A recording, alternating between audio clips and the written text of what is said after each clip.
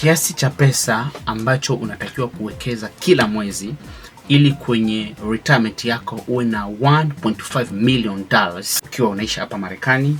Nitakwenda kuonyesha step by step kiasi cha pesa ambacho unatakiwa kuwekeza kila mwezi ili kwenye retirement yako uwe na $1.5 million hapa Marekani. Step number 1, fungua brokerage account. Unaweza kufungua Fidelity, Charles Joshua, Vanguard, yoyote unayotaka. Fungua Roth IRA retirement account. Hii ni personal retirement account ambayo ni tax free na huwa unafanya contribution kila mwezi consistently. Kinachohitajika consistency na discipline.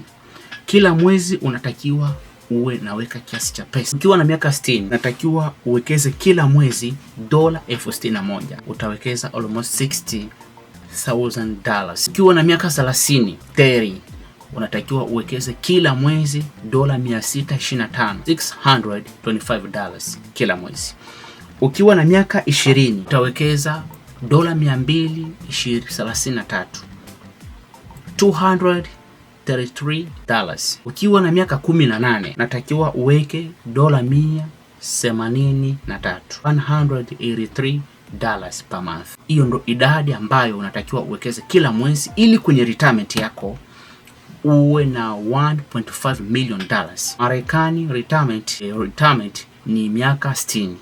Ukifikisha miaka 60 unakuwa na idadi ya $1.5 million, milioni 1.5 za dola. Hiyo ndo idadi ambayo unatakiwa kuwekeza kila mwezi ili kwenye retirement yako uwe na hicho kiasi cha pesa. So vijana wa miaka 18 wana nafasi ya kufikia mpaka milioni 7 ya dola. Endapo ukiwa na miaka 18 na unaishi kwa baba yako, hauna gharama yoyote, unakula bure, unalala bure, na nafasi nzuri sana ya kufikia mpaka milioni 7, kwa sababu the more uko na young age, una miaka midogo na contribution yako inakuwa ndogo.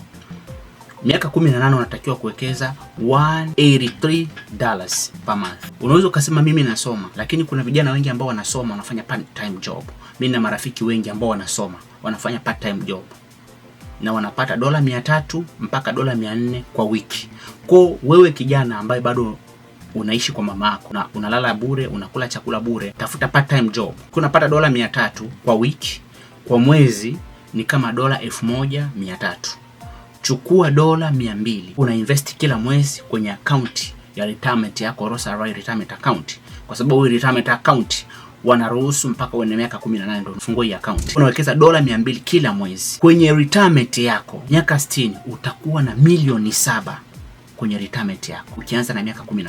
Imagine kila mwezi $200 tu na unapata $1,200 kwa mwezi. Unawekeza $200, hiyo $1,000 yako unatumia kwenye matumizi yako. Kifikia kwenye miaka 60 uko na milioni 7. Na hii pesa wanaruhusu baada ya miaka 5 unaweza ukatoa kiasi cha pesa kwa sababu ya kununua nyumba yako ya kwanza, down payment. Pia hii investment unaweza ukanunua rental property tax free. Hizi account wamemiliki matajiri wote hapa Marekani, wamemiliki hizi account kwa sababu ya hii advantage ya tax free. Kwa hiyo hii ni bado una wakati wa kuanza kufanya investment. Inaweza kukusaidia kwenye retirement yako. Make sure una subscribe na kucomment na kushare ujumbe kwa watu wengine. Naitwa Raja, ninaishi New York. Mimi ni mentor, ninawapa watu mentorship jinsi gani ya kuinvest kwenye stock market. Nina post contact zangu kwenye social media zote, TikTok, Facebook, Instagram na YouTube. Usisahau kusubscribe na kucomment ili tuendelee kuwa pamoja zaidi. Thank you so much.